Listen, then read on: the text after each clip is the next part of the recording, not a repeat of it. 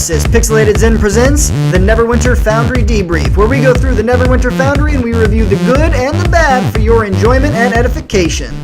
Today's quest is Dreamfall, A Beginning Career by Groshi. The basic premise is that you're a freelance hero, but first, the stats. Version, unknown. Players, 1. Combat, low.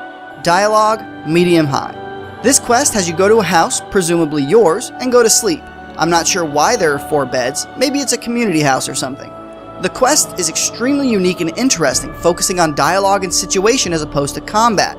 In fact, if you're looking for good combat, just look elsewhere. This quest has a very small amount and it's basic and unimportant. This is all about the unique setup and story that unfolds. Every night when you go to sleep, you wake up in a black and white world to find something weird happening. Talking animals or some other things that I don't want to give away. Each morning when you wake up, you have to go to whatever job site you've been hired at for the day. This is an interesting idea, and I don't want to give too much away, but the first job is by far my favorite. You're called in as tech support for a magical anvil, and it was hilarious. Up until a naked man started chasing me through the streets for some reason.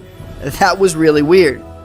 There are a few more days and nights, each very interesting and each very different from the last. It's one of the more unique quests I've ever experienced in the Foundry.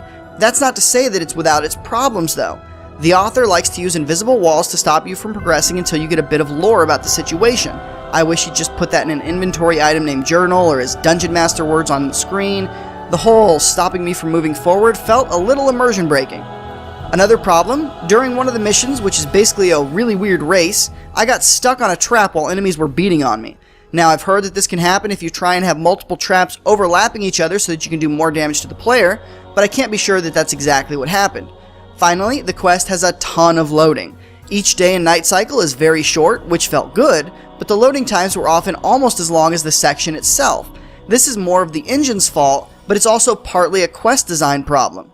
Final verdict though, 4 stars. It would have been a 3-star quest, good but not great, except that originality does go a long way in the Foundry. The quest does have a few small problems, the biggest being the loading, but honestly I would recommend it to anyone who enjoys a good story and some interesting dialogue. If all you want is hack and slash, avoid it. If you want anything else, or if you're looking for something very different, check out Dreamfall, A Beginning Career in the Foundry. Alright, this is the time where you click the things. Let's see, we got a sub button, we got a like button, some video buttons, and a button. Don't click the button, but do click the other ones. You know you want to. You'll regret it if you don't. Trust me. I'm awesome, you're awesome, you'll be awesomer if you click the buttons. Just click the buttons. Trust me.